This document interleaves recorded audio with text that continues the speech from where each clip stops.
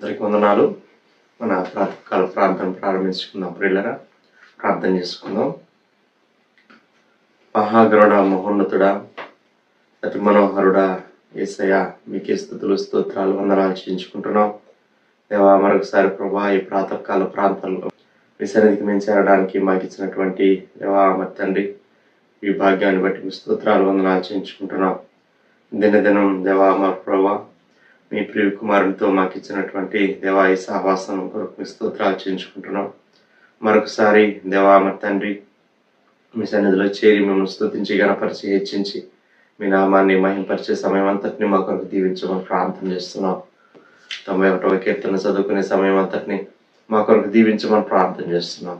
మీ వాక్కులు వాగ్దానాలు మా పక్షంగా మీరు నెరవేర్చమని ప్రార్థన చేస్తున్నాం. నాయన దేవా మరి తండ్రి కృప చూపించండి. ఆయన మీరు దేవా మరొకసారి నాయన మీ వాక్యం వినే సమయం అంతటిని కూడా మా కొరకు దీవించండి. మీ వాక్యం ద్వారా మీ సేవకుల ద్వారా మీరు మాతో మాట్లాడమని ప్రార్థన చేస్తున్నాం. యేసయ్య నామములో స్తుతించి ప్రార్థన చేసి అడిగి వేడుకుంటున్నాం పరలోకపు తండ్రి, ఆమేన్. ఒక పాట పాడి దేవుణ్ణి మహిమపడదాం. 201వ పాట పాడుకుందాం. శారోనాత్మ గీతాల నుంచి ప్రేమ యేసయ్య ప్రేమ, ప్రేమ యేసయ్య ప్రేమ, ప్రేమ యేసయ్య ప్రేమ, ప్రేమ యేసయ్య ప్రేమ, మారనిది మరువనిది తీరనిది ఎడబాయనిది, మారనిది మరువనిది తీరనిది ఎడబాయనిది, ప్రేమ యేసయ్య ప్రేమ, ప్రేమ యేసయ్య ప్రేమ. నేను మరచిన గాని నన్ను మరువనన్న ప్రేమ, నేను విడిచిన గాని నన్ను విడువనన్న ప్రేమ, నేను మరచిన గాని నన్ను మరువనన్న ప్రేమ, నేను విడిచిన గాని నన్ను విడువనన్న ప్రేమ, నీ పడిపోతుంటే పట్టుకున్న ప్రేమ, తన కృపలో నన్ను దాచుకున్న ప్రేమ, నీ పడిపోతుంటే పట్టుకున్న ప్రేమ, తన కృపలో నన్ను దాచుకున్న ప్రేమ, ప్రేమ యేసయ్య ప్రేమ, ప్రేమ యేసయ్య ప్రేమ, ప్రేమ యేసయ్య ప్రేమ, ప్రేమ యేసయ్య ప్రేమ. తల్లి మరచిన గాని నన్ను మరువనన్న ప్రేమ, తండ్రి విడిచిన గాని నన్ను విడువనన్న ప్రేమ, తల్లి మరచిన గాని నన్ను మరువనన్న ప్రేమ, తండ్రి విడిచిన గాని నన్ను విడువనన్న ప్రేమ, నేనేడుస్తుంటే ఎత్తుకున్న ప్రేమ, తన కౌగిట్లో నన్ను హత్తుకున్న ప్రేమ, నేనేడుస్తుంటే ఎత్తుకున్న ప్రేమ, తన కౌగిట్లో నన్ను హత్తుకున్న ప్రేమ, ప్రేమ యేసయ్య ప్రేమ, ప్రేమ యేసయ్య ప్రేమ, ప్రేమ యేసయ్య ప్రేమ, ప్రేమ యేసయ్య ప్రేమ. నేను పుట్టక ముందే ఏర్పరచుకున్న ప్రేమ, నేను ఎరుగక ముందే నన్ను ఎన్నుకున్న ప్రేమ, నేను పుట్టక ముందే ఏర్పరచుకున్న ప్రేమ, నేను ఎరుగక ముందే నన్ను ఎన్నుకున్న ప్రేమ, తన అరచేతుల్లో చెక్కుకున్న ప్రేమ, ఎదలోకుల్లో నన్ను దాచుకున్న ప్రేమ, తన అరచేతుల్లో చెక్కుకున్న ప్రేమ, ఎదలోకుల్లో నన్ను దాచుకున్న ప్రేమ, ప్రేమ యేసయ్య ప్రేమ, ప్రేమ యేసయ్య ప్రేమ, ప్రేమ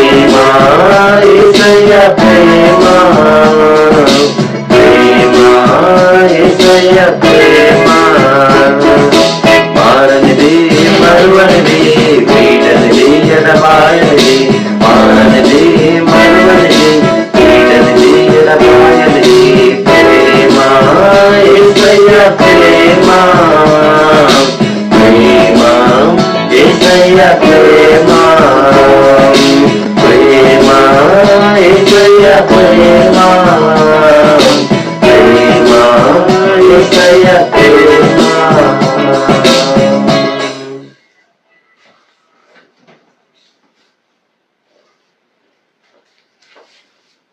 ప్రకారంగా 91వ కీర్తన చదువుకుందాం పిల్లరా. మహోన్నతుని చాటున నివసించువాడే సర్వశక్తి నీడను విశ్రమించువాడు.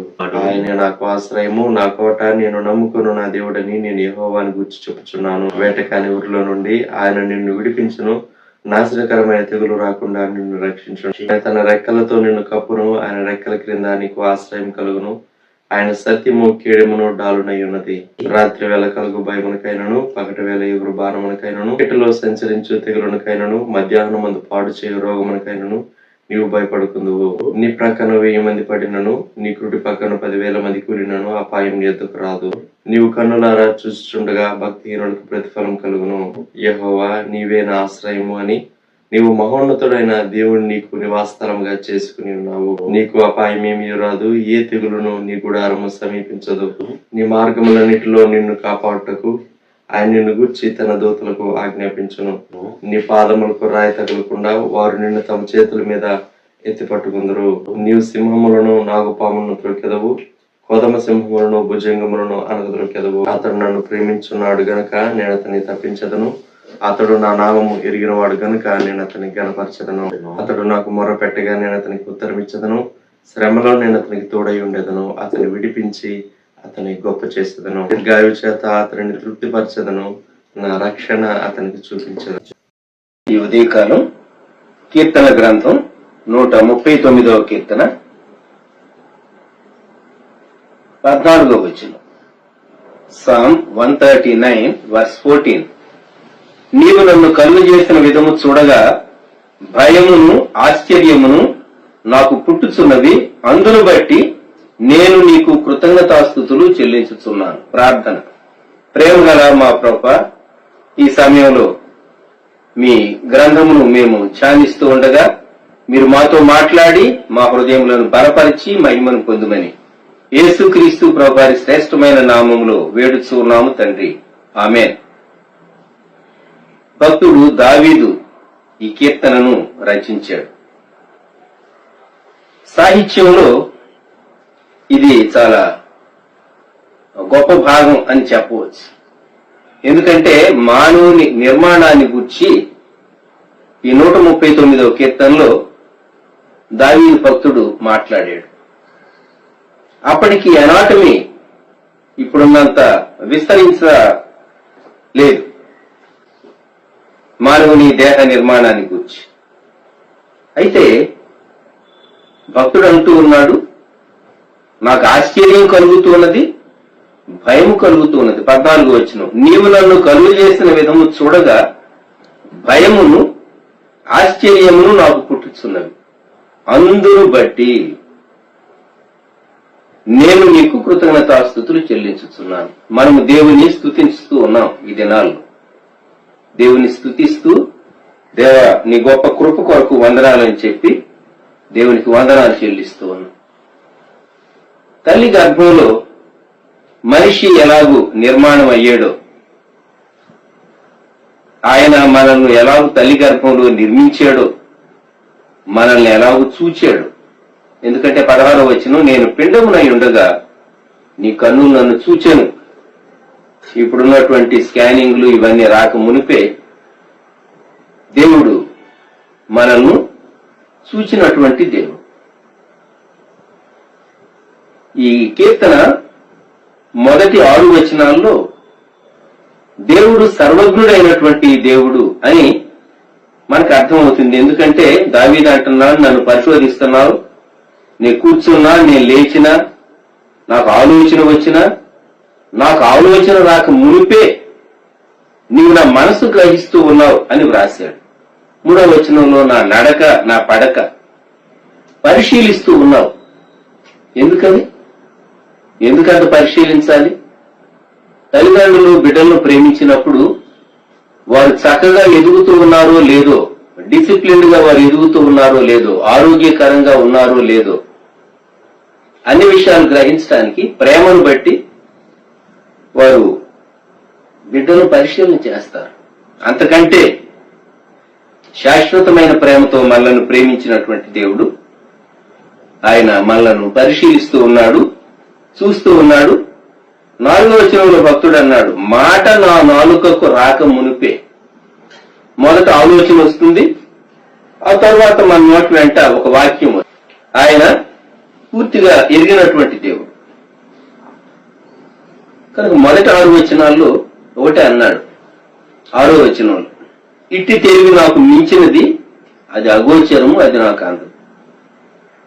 ఆయన సర్వజ్ఞుడు. దావీదు తనను గూర్చి గ్రహించిన దానికంటే దావీదును గూర్చి దేవుడు ఎక్కువ గ్రహించినటువంటి వాడుగా ఉన్నాడు.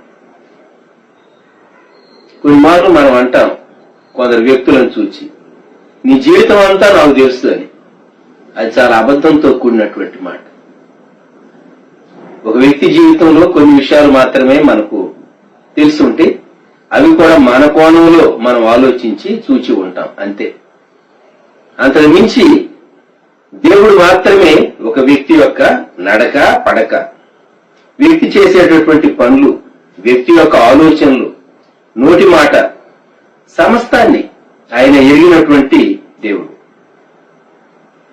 తరువాత వచనాల్లో, దేవా నేను నీ దగ్గర నుండి ఎక్కడికి దూరంగా వెళ్లిపోగలను. 7వ వచనంలో, నీ ఆత్మ యుద్ధ నుండి నేను ఎక్కడికి పోవుదును, నీ సన్నిధి నుండి నేను ఎక్కడికి పారిపోవుదును. మనము జీవము గల దేవుని ఆశ్రయించుట ధన్యకరమైన స్థితి. దేవుని విడిచిపెట్టాలి అనేటటువంటి శోధన, ప్రేరణ అది సాతాను సంబంధమైంది.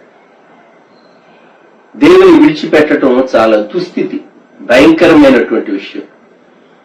ఇక్కడ దావీదు అన్నాడు, నేను ఆకాశానికి వెళ్తే అక్కడ నీవు అక్కడ ఉన్నావు, పాతాళ మందు పండుకుంటే నీవు అక్కడ ఉన్నావు. మనిషి మరి ఇంకెక్కడికి వెళ్ళగలడు? ఆ క్రింది వచనాలు అంటాడు, సముద్ర దిగాంతములలో నివసించిన 9వ వచనంలో. కనుక హీఈస్ ఆల్ ప్రెసెంట్. ఆయన అన్ని చోట్ల ఉన్నటువంటి దేవుడు. ఒకవేళ 11వ వచనం, అంధకారము నన్ను మరుగు చేయును, నా కలుగు వెలుగు రాత్రి వలె ఉండును అని నేను అనుకున్న ఎడల చీకటి అయినను నీకు చీకటి కాకపో. మనకి చీకటి అనిపించవచ్చు, కానీ ఆయనకు కాదు.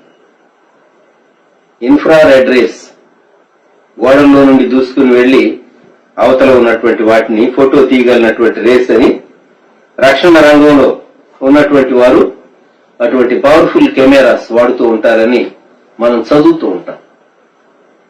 దేవుని కనులు మరింత తీక్షణమైనవి. ఎందుకంటే సముద్ర దిగాంతాల్లోనికి వెళ్ళిన కటిక చీకటిలో నీవున్నా అది ఆయనకి చీకటి కాదు. కొన్ని మార్లు మనం ఎంత నిరాశలోకి వెళ్ళిపోతామో, ఎంత కృంగిపోతామో, ఒక ఆలోచన కూడా మనకు కొన్ని మార్లు మానవ రీతిగా ఆలోచిస్తే చాలా డిస్కరేజ్ అవుతూ ఉంటాం. అయితే దావీదు అన్నమాట, రాత్రి పగటి వలె నీకు వెలుగుగా ఉండును, చీకటియు వెలుగును నీకు ఏకరీతిగా ఉంది. అవును, మనకైతే వెలుగు చీకటి, పగలు రాత్రి, ఇవన్నీ మనకున్నాయి. ఆయన సృష్టికర్త అయినటువంటి దేవుడు ఆయన చీకటిని వెలుగుగా మార్చగలిగినటువంటి దేవుడు. ఇప్పుడు 13వ వచనంలో అంటూ ఉన్నాడు, నా అంతరింద్రియములను నీవే కలుగ చేస్తివి, నా తల్లి గర్భమందు నన్ను నిర్మించిన వాడు నీవే, అందును బట్టి నేను నీకు కృతజ్ఞతాస్తుతులు చెల్లించుతున్నాను. ఈ సమయంలో దేవుడు మనల్ని సృజించాడు, ఆయన మన సృష్టికర్త కనుక మనము దేవుణ్ణి స్తుతింప బద్ధులంగా ఉంటూ ఉన్నాం. భక్తుడు వ్రాసినటువంటి పాటలో ఓ చక్కని పాట, యేసుని ప్రేమను లోకమున చాటను అనే పాట. పల్లవి ఒక వచనం పాడతాను, వినండి. యేసుని ప్రేమను లోకమున చాటను, ఇదిగో నీ దీన దాసుడను. వాసిగా నీవు నా కోసమే, వరదుడా నేను నీ కోసమే. వాసిగా నీవు నా కోసమే, వరదుడా నేను నీ కోసమే. తల్లి గర్భాన నన్ను చూచే నీ కన్నులు, నీ కన్నులు దయను చూపి నిరూపించే నా వీణులు, నా వీణులు పిలచి ప్రత్యేక పరచితివి, మలచి శరీరమర్చితివి. ఎల్ల వేళల నీ చిత్తమే చెల్లు నా జీవితయాగమే. యేసు నీ ప్రేమను లోకమున చాటను, ఇదిగో నీ దీనదాసుడను. వాసిగా నీవు నా కోసమే, వరదుడా నేను నీ కోసమే. తల్లి గర్భాన నన్ను చూచే నీ కనులు అని దైవజనులు రెవరెండ్ టుమాటి మోసెస్ గారు రాశారు. టి మోసెస్ గారు, బైబిల్ ఫెలోషిప్ వ్యవస్థాపకులు. తల్లి గర్భాన నన్ను చూచే నీ కన్నులు, ఎంత సంతోషకరమైనటువంటి మాట. ఈ కీర్తన 139ని బేస్ చేసుకుని ఆయన రాసినటువంటి పాటలోని ఒక వచనం, నీవు చాలా ప్రాముఖ్యమైన వ్యక్తివి అని జ్ఞాపకం పెట్టుకోవాలి. నిర్మాణమును బట్టి నీవు అద్భుతమైనటువంటి వ్యక్తివి. జంతువుల నిర్మాణం కంటే, పక్షుల నిర్మాణం కంటే, సూక్ష్మజీవులు, క్రిములు, చిన్న చిన్న పురుగులు, వాటి నిర్మాణం కంటే మన నిర్మాణం ప్రత్యేకమైనది. ఎందుకంటే వాటికి శరీరం ఉన్నది, వాటికి ప్రాణం ఉన్నది, కానీ మనకు ఆత్మ ఉన్నది. ఆత్మే కాదు, మన ఆత్మలో దేవుని ఆత్మ నివసించాలి. ఇది ఇంకెంత సంక్లిష్టమో ఆలోచన చేయండి. ఇప్పుడు మనలో దేవుని ఆత్మ నివసించాలి అంటే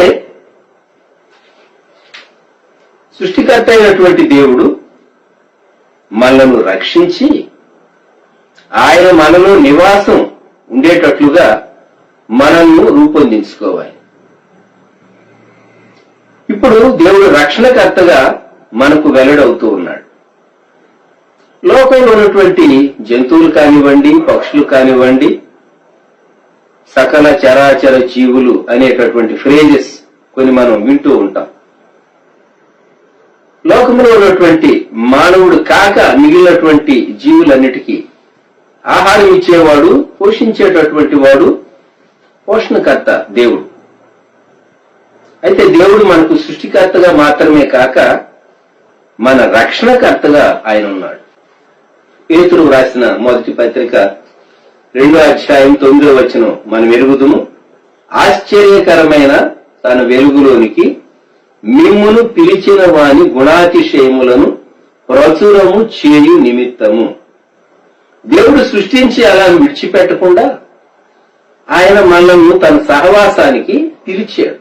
దేవుడు తన కుమారుని యందు మనల్ని సహవాసం కొరకు ఏర్పరచుకున్నాడు, పిలిచాడు. ఎందుకు అంటే యేసుక్రీస్తు ప్రభు యొక్క గుణాతిశయములను ప్రచురము చేయు నిమిత్తము.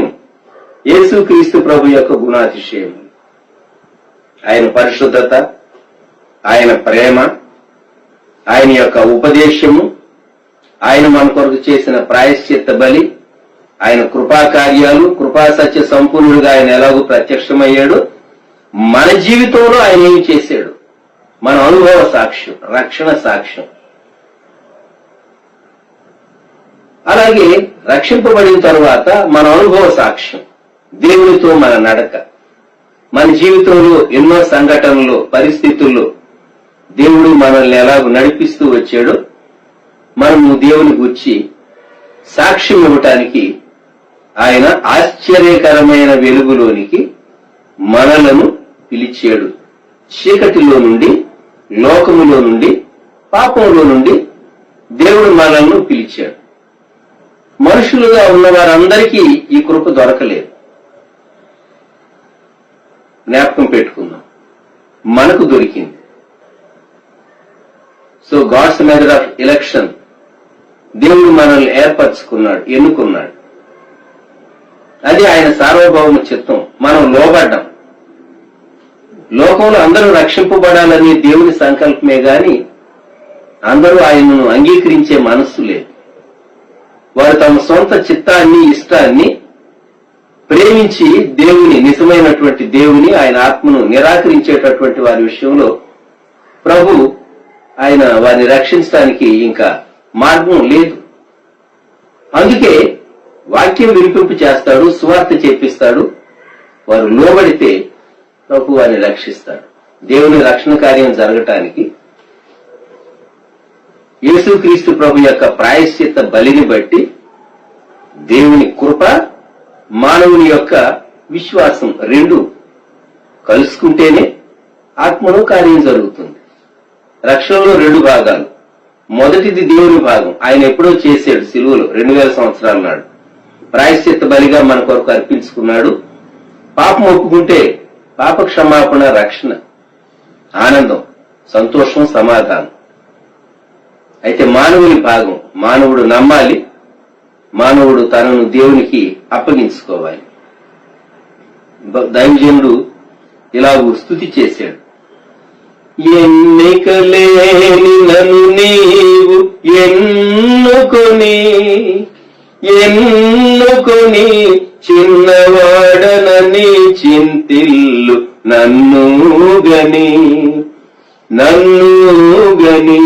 నేను నిన్ను ప్రతిష్ఠించితిని, నేను నిన్ను నియమించితిని. ఇది నా నోట నీ మాటలు ఇక ప్రకటించి ప్రణుతించెదా. ఇదే నా నోట నీ మాటలు ఇక ప్రకటించి ప్రణుతించెదా. యేసుని ప్రేమను లోకమున చాటను, ఇదిగో నీ దీనదాసుడను. వాసిగా నీవు నా కోసమే, వరదుడా నేను నీ కోసమే. ఇది రక్షకుని స్తుతి. రక్షకుడైన యేసుక్రీస్తు ప్రభువాన్ని స్తుతించడం, ఆయన మనపక్షంగా చేసినటువంటి గొప్ప కార్యమును బట్టి మనము దేవునికి స్తుతి చెల్లించడం. దేవుని తండ్రిగా మనం స్తుతిస్తాం, దేవుడు రక్షకుడుగా, కుమారుడుగా మనం స్తుతిస్తాం. మూడవ భాగం వచ్చేసరికి పరిశుద్ధాత్మ దేవుడిగా మనము దేవుని స్తుతిస్తాం. కృతజ్ఞతాస్తుతులు చెల్లించట్లో 3 భాగాలు, తండ్రిగాను, కుమారునిగాను, పరిశుద్ధాత్ముడిగాను వెల్లడిపరచబడినటువంటి దేవుని మనము స్తుతింపబద్ధులమై ఉన్నాం. పౌలు భక్తుడు కొరింథీ సంఘానికి వ్రాసినటువంటి మొదటి పత్రికలో 6వ అధ్యాయంలో 9వ వచనంలోని భాగం మనకు సుపరిచితం. మీ దేహము దేవుని వలన మీకు అనుగ్రహింపబడి మీలో ఉన్న పరిశుద్ధాత్మకు ఆలయమై ఉన్నదని మీరెరుగరా. పరిశుద్ధాత్మ దేవుడు ఇప్పుడు వ్యక్తిలో నివాసం చేయాలి. మానవునికి శరీరము, ప్రాణము మాత్రమే కాక ఆత్మ ఉన్నది మనం చెప్తాం. అదే నాస్తికులు మానవునికి ఆత్మ ఉన్నది అని ఒప్పుకోరు. మానవునికి ఆత్మ ఉన్నది, అంతేకాదు మానవుని ఆత్మలో దేవుని ఆత్మ నివాసం చేస్తుంది అంగీకరించినటువంటి వారిలో. కనుక మన నిర్మాణం అద్భుతమైనటువంటి, మన శరీర నిర్మాణం అద్భుతమైనటువంటి నిర్మాణం. నీ దేహము ఇది శిథిలమయ్యేటటువంటి స్వభావం కలిగిన దేహమైనప్పటికీ భూమి మీద దేవుడు మనకు అనుగ్రహించినటువంటి ఆయుష్కాలంలో ఇది చాలా అద్భుతమైనటువంటి నిర్మాణం. నీలాంటి వారు ఒకవేళ పోలికలు ఉన్నటువంటి వారు కనబడొచ్చు గాని నీలాంటి వారు భిన్నంగానే ఉంటారు. మనకు మరి థంబ్ ఇంప్రెషన్ వేసేటటువంటి ఈ టెక్నాలజీ మనకు తెలుసు కనుక మరి నీ వ్రేళ్లు, ఆ వ్రేళ్ల పైన ఉన్నటువంటి గీతలు అవి భిన్నంగానే ఉంటాయి. ఫింగర్ ప్రింట్స్ పోలుస్తూ ఉంటారు, టాలీ చేస్తూ ఉంటారు. ఎక్కడైనా ఏదైనా జరిగితే ఫింగర్ ప్రింట్స్ కలెక్ట్ చేసి ఆ ఫోరెన్సిక్ వాళ్ళు వాటిని పోలుస్తూ ఉంటారు పాత నేరస్తులతో, లేక వారికి సస్పెక్షన్ ఉన్నటువంటి వారి ఫింగర్ ప్రింట్స్ తో పోలుస్తూ ఉంటారు. మానవుని నిర్మాణం ఎంత సంక్లిష్టమైనటువంటి నిర్మాణము మీరు ఆలోచించండి. పరిశుద్ధాత్మ దేవుడు మనలో నివసించు రీతిగా మనం నిర్మాణం చేయబడ్డాం. నీ శరీరం దేవుని వలన అనుగ్రహించబడింది. దేవుని ఆత్మ మనలో నివసించున్నట్లుగా ఈ శరీరాన్ని కాపాడుకోవలసిన బాధ్యత, లోక మాలిన్యము మనకు అంటకుండా మన బాధ్యత అయ్యుంటుంది. భక్తుడు ఒక చక్కని పద్యం వ్రాశారు దేవదాసయ్య గారు రక్షణ పద్యాలు. పరిశుద్ధాత్మను స్తుతిస్తూ పరమాత్మ భావతత్వములెరిగింపను, హృదయ శుద్ధి కలిగింపను, సుస్థిరతర శాంతి నొసంగను, పరిశుద్ధాత్మను నుతించి ప్రార్థన చేతును అని వ్రాశారు. మరలా చెప్తాను. పరమాత్మ భావతత్వములెరిగింపను, హృదయ శుద్ధి కలిగింపను, సుస్థిరతర శాంతి నొసంగను, పరిశుద్ధాత్మను తలంచి ప్రార్థన చేతును. పరిశుద్ధాత్మ దేవుడు ఆయన మనలో ఉండేటటువంటి దేవుడు. ఆయన మనలను బలపరిచేటటువంటి దేవుడు. మనము దేవుణ్ణి ఎంతైనా స్తుతింపబద్ధులు. 139వ కీర్తనలో రాజైనటువంటి దావీదు చెప్పినటువంటి మాట, అందును బట్టి నేను నీకు కృతజ్ఞతాస్తుతులు చెల్లించుచున్నాను. కృతజ్ఞతాస్తుతి చెల్లింపక మునుపు 1 భయం కలిగింది, 2 ఆశ్చర్యం కలిగింది. వెనుదిరిగి చూసుకుందామా? మరణ వార్తలు విన్నప్పుడు మనం ఎంత భయపడ్డాం? కొందరికి కలిగినటువంటి అపాయకరమైన పరిస్థితుల్లో మనం ఎంత భయపడ్డాం? 2 ఆయన మనల్ని అద్భుతమైన రీతిగా, ఆశ్చర్యకరమైన రీతిగా ఆయన మనల్ని సజీవులుగా ఇంత మటుకు కాపాడాడు. మనం ఆయనకు స్తుతి చెల్లింపవద్దా? ప్రియ ప్రభువా, మేము మనసారా మిమ్ములను స్తుతిస్తూ ఉన్నాం. స్తుతించడం మాత్రమే కాదు, సాక్ష్యం చెప్తూ ఉన్నాం. సో దేవుడు చేసిన మేళ్లను గురించి కృతజ్ఞతాస్తుతి మనము చెల్లింపబద్ధులం. వ్యక్తిగతంగాను, కుటుంబంగాను, సంఘంగాను దేవుడు మనలను కాపాడారు. దేవునికి మనము స్తుతి చెల్లింపవద్దా? ప్రార్థన చేసుకుందాం. ప్రేమగల మా తండ్రి, పరిశుద్ధ ప్రభువా, గొప్ప దేవ, మా రక్షక, మీకు వందనములు, స్తుతులు, స్తోత్రములు చెల్లిస్తూ ఉన్నాం. ఈ సమయంలో దావీదు భక్తుడు 139వ కీర్తనలో ఆయన వ్రాసినటువంటి మాట, నీవు నన్ను కలుగు చేసిన విధము చూడగా నాకు భయమును ఆశ్చర్యమును కలుగుతున్నవి, అందును బట్టి నేను నీకు కృతజ్ఞతాస్తుతులు చెల్లించుతున్నానని తాను చెప్పిన మాటను జ్ఞాపకం చేసుకుని, మీరు సృష్టికర్త అయినటువంటి దేవుడుగాను, రక్షణకర్త అయినటువంటి దేవుడుగాను, ఆత్మస్వరూపి అయినటువంటి పరిశుద్ధాత్మ దేవుడుగాను మీరు మా కొరకు వెల్లడిపరచబడ్డారు. మీరు మా కొరకు రుజువుపరచబడ్డారు. మాలో ఉండుటకు ఆత్మదేవుడుగా మీరున్నందుకు స్తోత్రాలు. ప్రియ ప్రభ, త్రియేక దేవ, మీకు వందనాలు, స్తుతులు.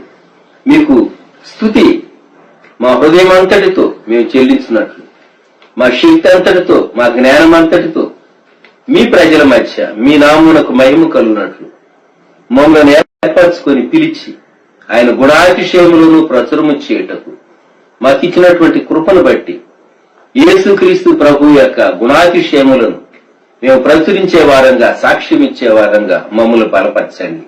వ్యూ చేస్తున్నటువంటి బిడ్డలను, కుటుంబాలను దీవించండి. యేసుక్రీస్తు ప్రభువారి శ్రేష్టమైన నామములో ప్రార్థించి స్తుతించి వేడుచున్నాము తండ్రి, ఆమేన్. మన ప్రభువైన యేసుక్రీస్తు వారి కృప, దేవుని ప్రేమ, పరిశుద్ధాత్మని అన్యోన్య సహవాసం సదాకాలం సంఘమునకు తోడై ఉండును గాక. ఆమేన్.